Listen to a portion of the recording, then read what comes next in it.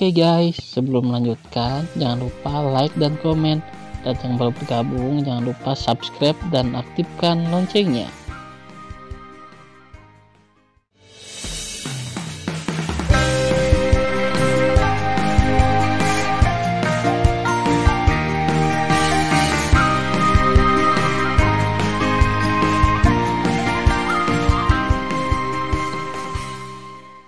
Episode 57. Melanjutkan cerita sebelumnya. Ketika Mo Wanxing dan Suan Yuanru sedang berbicara, Tan Yun meninggalkan danau dan datang ke toko bernama Wan Bao. Setelah memasuki toko, Tan Yun menghabiskan 26 juta untuk membeli pedang guntur angin dan palu guntur angin. Alasan mengapa Tan Yun membeli palu dewa secara alami karena dia ingin melakukan apa yang dia suka dalam permainan besok dan memenangkan hati Ling Xia Tianzun. Karena Ling Xia Tianzun, di antara keterampilan yang menyebar ke semua prajurit ilahi dengan atribut angin dan guntur, ada keterampilan palu. Semua prajurit ilahi mengira mereka diciptakan oleh Ling Xia Tianzun dengan atribut yang berbeda, tetapi pada kenyataannya, mereka diciptakan oleh Tan Yun di masa lalu. Tidak ada yang tahu lebih baik dari dia bagaimana melakukan latihan ini. Setelah membeli artefak, Tan Yun mulai membeli mata air Tiansen di toko pil. Tidak sampai larut malam Tan Yun menghabiskan banyak batu giok ilahi sehingga dia membeli puluhan ribu mata air Tianshen. Mata air surgawi ini cukup bagi Tan Yun dan yang lainnya untuk melangkah menjadi semi-suci. Tan Yun berjalan keluar dari alun-alun kota dengan puas. Ketika dia siap untuk pergi ke Hong Meng Senfu, tiba-tiba, suara dingin yang akrab terdengar di belakangnya, "Berhenti untukku." Ya, Tan Yun mengerutkan kening. Melihat ke belakang perlahan, dia melihat seorang wanita rok biru berusia sekitar 23 atau 4 tahun, langsing, menonjol ke depan dan ke belakang, menatap dirinya sendiri. Di samping wanita rok biru, ada pemuda dewa kelas 8 yang tinggi. "Hehe, siapa aku? Ternyata Nona Gongsun," Tan Yun berkata dengan main-main. "Pencuri, itu kamu." Gongsun Sanshan dipenuhi dengan nafas kelas 9 semi-suci dan menatap Tan Yun. "Jika Raja Mufeng tidak memberimu perahu ilahi, aku akan bisa menyusulmu." "Jing Yun, apakah kamu ingat apa yang dikatakan Nona Ben kepadamu ketika kamu melarikan diri?" Tan Yun tersenyum tanpa rasa takut. "Ya, tentu saja. Aku membunuh bawahanmu Wang Xi di kota Qingyang Fang." "Oh, ya, seharusnya Wang Xi. Apakah lelaki tua yang jahat itu kekasih lamamu?" "Hehe, hehe, kamu bilang kamu akan merobek mulutku setelah menangkapku, lalu mengupas kulitku, sehingga aku tidak bisa bertahan atau mati. Kamu binatang, ingat saja." Tinju harum Gongsun Sanshan terkepal dan niat membunuhnya sangat menakjubkan.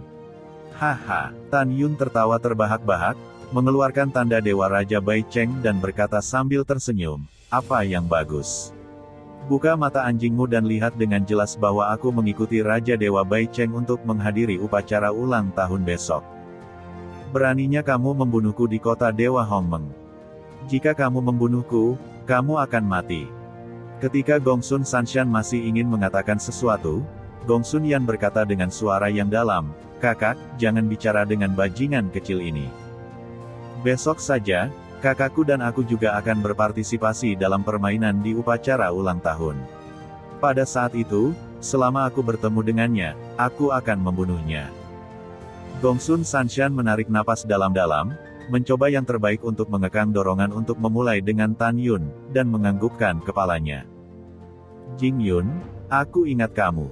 Gongsun Yan berbisik, "Kamu sebaiknya berharap untuk tidak bertemu denganku besok, kalau tidak kamu akan mati. Juga, anak bangsawan lainnya adalah temanku. Bahkan jika kamu tidak bertemu denganku besok, kamu akan dibunuh oleh orang lain." Setelah transmisi, Gongsun Yan mengambil Gongsun Sanshan dan berkata, "Kakak, ayo pergi dan cari anak bangsawan lain. Ngomong-ngomong, jika kita bertemu Jing Yun dalam permainan besok, biarkan mereka membunuh Jing Yun untuk melampiaskan kemarahanmu." "Ya." Gongsun Sanshan menganggukkan kepalanya, menatap tajam ke arah Tan Yun, dan pergi bersama Gongsun Yan.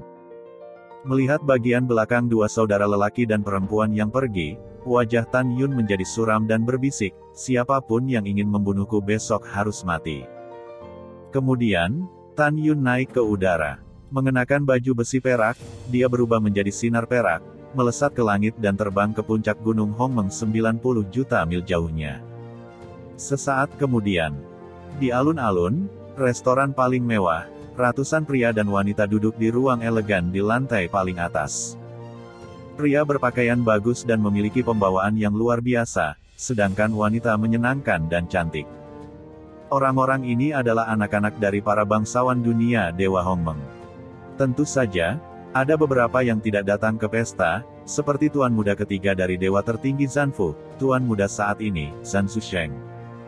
Pada saat ini, Ma Lin, Tuan Muda rumah Ma, Raja Liu Yun, mengangkat gelasnya, memandang Gongsun Sanshan dan Gongsun Yan yang baru saja memasuki ruangan elegan, berpura-pura tidak senang dan berkata, "Kalian berdua terlambat."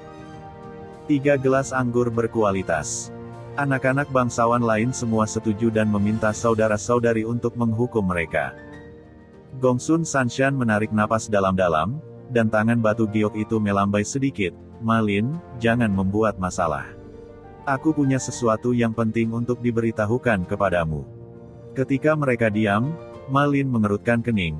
"Nona Gongsun, ada apa?" "Aku baru saja bertemu Jing Yun, pembunuh yang membunuh saudara keduamu di kota Qingyangfang." Suara Gongsun Sanshan baru saja jatuh. Ma Lin sangat marah sehingga dia menghancurkan gelas anggur di tanah dan memecahkannya menjadi potongan-potongan tipis. Dia mengutuk, "Sialan. Jika bukan karena tahun itu, Dewa Mufeng pergi ke rumah Ma dan menyuruh ayahku untuk tidak menyerang Jing Yun, kalau tidak aku akan pergi memburu Jing Yun." Memikirkan kematian saudara keduanya, Ma Lin terbakar amarah. Fitur wajahnya terdistorsi dan ganas seperti hantu. Mata Gongsun Sanshan berbinar, "Ma Lin, aku bisa merasakan suasana hatimu. Sepertimu, aku ingin membunuhnya. Tapi ini di kota suci Hongmeng. Kita tidak bisa melakukannya." Ma Lin menggertakkan giginya dan bertanya, "Bagaimana bocah ini datang ke kota Dewa Hongmeng?" Gongsun Sanshan berkata, "Dilihat dari baju besi yang dia kenakan, dia adalah prajurit sihir bintang 3 di pasukan keluarga Bai, dan dia secara pribadi mengatakan bahwa dia akan berpartisipasi dalam permainan pada upacara ulang tahun besok. Dia hanya dewa kelas 3, dan juga akan berpartisipasi dalam permainan." Ma Lin bertanya. Gongsun Sanshan berkata, "Saya tidak tahu apakah dia akan hadir. Maksud saya, diskusikan dengan Anda. Jika dia hadir besok, saya harap Anda akan membunuhnya ketika Anda bertemu dengannya." Ma Lin berkata dengan suara yang dalam, "Ini perlu." Setelah itu, Ma Lin mengambil segelas anggur lagi dan menatap orang-orang, "Kalian, saudara laki-laki kedua saya dibunuh oleh Jing Yun. Saya harap Anda akan membunuhnya besok jika Anda bertemu Jing Yun. Kamu tidak perlu khawatir bahwa Raja Mufeng akan membalas setelah kematian Jing Yun. Kamu juga tahu bahwa selama permainan, pedang tidak memiliki mata, dan hidup dan mati adalah normal. Kalau sudah selesai, aku Ma Lin akan berterima kasih lagi. Aku akan melakukannya dulu." Ma Lin tiba-tiba menuangkan minuman keras ke dalam mulutnya. "Kakak Ma, sama-sama. Kami akan membantumu dengan bantuan kecil ini. Ya, kita adalah anak-anak bangsawan dan harus saling membantu. Jangan khawatir, Kakak Ma. Jika anak itu bertemu denganku besok, aku akan membunuhnya." Petik 2. Semua orang cocok, tetapi pada saat ini, Tan Yun, yang terbang menuju Gunung Suci Hongmeng, tidak tahu bahwa hampir semua anak bangsawan yang berpartisipasi dalam permainan telah fokus padanya. Di bawah sinar bulan yang cerah, Tan Yun mendarat di puncak Gunung Hongmeng. Setelah menunjukkan tanda Dewa Bai Cheng, dia dengan lancar memasuki Hongmeng Senfu, dan kemudian kembali ke aula VIP-nya. Dia menemukan bahwa Dewa Bai Cheng masih menghadiri makan malam. Setelah Tan Yun memasuki sebuah kamar di lantai 2, dia berbaring di tempat tidurnya dan memikirkan apa yang mungkin terjadi padanya besok. Tak lama, Suan Yuanru dan Mu Wanxing juga kembali ke Hongmeng Senfu. Setelah melewati aula Tan Yun, mereka memasuki aula VIP di sebelah Tan Yun. 1 jam kemudian, Gongsun Sanshan, Gongsun Yan dan anak-anak bangsawan lainnya kembali ke Hongmeng Senfu dan aula VIP mereka. Saat ini, Ma Boxiang, pemilik rumah kuda di kota Dewa Liuyun, kembali ke aula VIP dengan suasana hati yang baik. Melihat Ma Lin, dia tersenyum dan berkata, "Liner, kamu adalah satu-satunya putra yang tersisa untuk ayahmu sekarang. Kamu harus menunjukkan dirimu besok." Hari ini, Tuan Tianzun sekali lagi menyatakan saat makan malam bahwa dalam pertandingan besok, para prajurit ilahi yang dibawa oleh anak-anak bangsawan dan ratusan raja ilahi dapat mengucapkan permohonan jika ada yang bisa memenangkan kejuaraan dalam permainan. Tuan Lingxia akan membantu untuk menyelesaikannya, dan akan ada hadiah lain. Saat itu, pemenang juga akan mendapatkan sepasang anak untuk menantang Tuan Tianzun. Saat menantang, kamu tidak harus mempertahankan kekuatanmu. Selama kamu bisa mengalahkan Tuan dan putri kecil Hongmeng Senfu, Tuan Tianzun akan melakukannya. Terima mereka sebagai murid terdaftar. Haha, murid terdaftar, sungguh kehormatan besar. Jadi Liner, kamu harus melakukannya dengan baik. Selama kamu bisa memenangkan kejuaraan, kamu dapat mengajukan keinginanmu untuk memburu Jing Yun dan membalaskan dendam saudara keduamu. Jika kamu bisa menjadi murid terdaftar Tuan Lingxia Tianzun, maka kamu akan membuat kemajuan besar. Tidak ada yang berani meremehkan kami di masa depan. Mendengar pidato tersebut, Ma Lin menekankan poin kuncinya dan berkata, "Jangan khawatir, ayah. Besok adalah hari bagi anak-anak untuk menunjukkan keahlian mereka, dan tidak pernah mengecewakan ayah." "Iya, jika kamu mengatakan ini, kamu dapat yakin untuk ayahmu." Ma Boshan melihat ke depan. "Ayah, aku punya kabar baik untukmu." Ma Lin berbisik, "Jing Yun, pembunuh yang membunuh saudara keduaku, sekarang adalah prajurit Dewa Bai Cheng dan sekarang berada di Hongmeng Senfu. Jing Yun juga akan berpartisipasi dalam permainan besok. Saya telah menyapa anak-anak bangsawan lainnya. Jika saya bertemu Jing Yun dalam permainan besok, saya akan membunuhnya dan membalaskan dendam saudara kedua saya." Setelah mendengar ini, Ma Boshan terkejut. "Bagus, bagus sekali. Jing Yun, anjing bajingan, harus mati." Pada saat yang sama, Tan Yun, yang sedang beristirahat di kamar di lantai 2, mendengar suara Dewa Raja Bai Cheng di luar pintu. "Yuner, apakah kamu sudah beristirahat?" "Belum." Tan Yun bangkit dan tinggal. Setelah membuka pintu, Raja Dewa Bai Cheng masuk. "Yuner, aku punya kabar baik untukmu." "Apa beritanya?" Tan Yun penasaran. Bai Cheng berkata dengan penuh semangat, "Pada makan malam hari ini, Tuan Tianzun menyatakan bahwa siapapun yang dapat memenangkan gelar besok akan memenuhi syarat untuk menantang anak-anaknya. Begitu dia menantang anak-anaknya untuk menang, Tuan Tianzun akan menerima mereka sebagai murid terdaftar."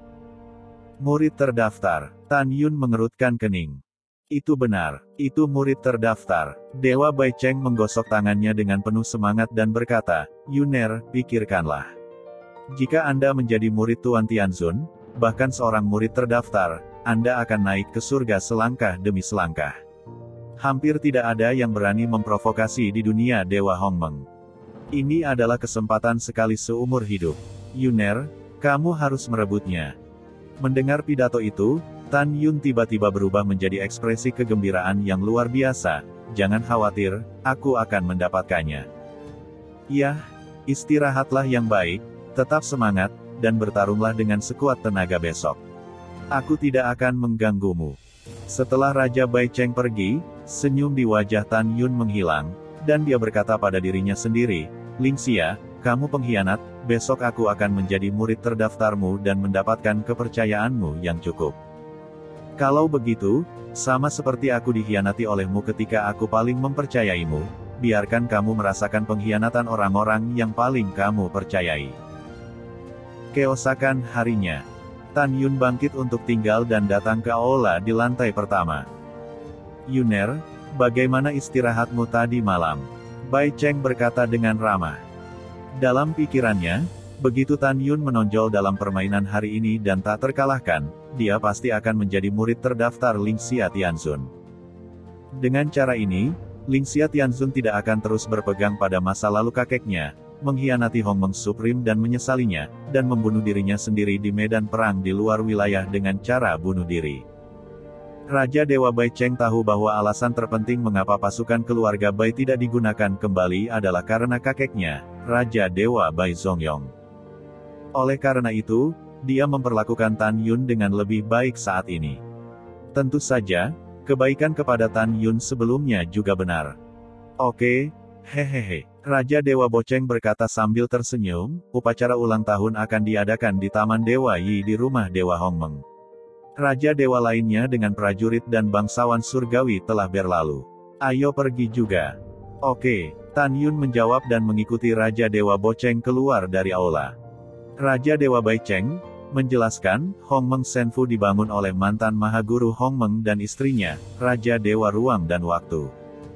Ada semua jenis pertahanan, susunan pembunuh, dan susunan sihir di Hongmeng Senfu. Kamu harus mengikutiku dengan cermat untuk memasuki Taman Yishen dengan aman.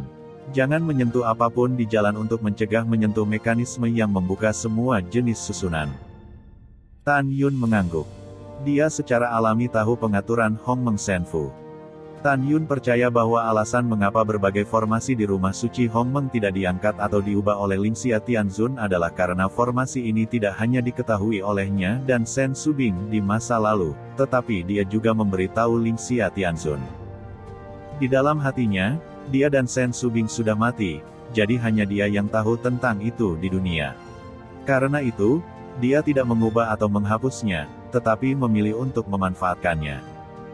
Taman Yishen terletak di rumah Hongmeng Senfu, seluas puluhan ribu kaki. Di masa lalu, ketika Sen Subing adalah Dewa Ruang dan Waktu, dia menyukai semua jenis pohon aneh, bunga, dan rumput yang berharga.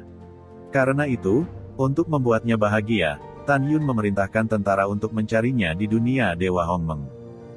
Saat ini, Sen Subing, yang berada di Menara Dewa Bintang 9 di telinga Tan Yuner, telah mengaburkan pandangannya dengan air mata dan terisak dan berkata, "Suamiku, apakah kamu masih ingat asal-usul Taman Yishen?" "Tentu saja saya ingat, karena keberadaannya, itu menggerakkan Anda, dan setuju untuk menikah dengan saya," kata Tan Yun. Ketika Tan Yun dan Sen Subing sedang berkomunikasi satu sama lain, Raja Dewa Baicheng menunjuk ke sebuah hutan di depannya dan berkata, "Yuner, kamu di sini setelah melewati hutan ini. Ikuti aku." "Ya." Setelah Tan Yun menjawab, dia mengikuti Raja Dewa Baicheng berjalan.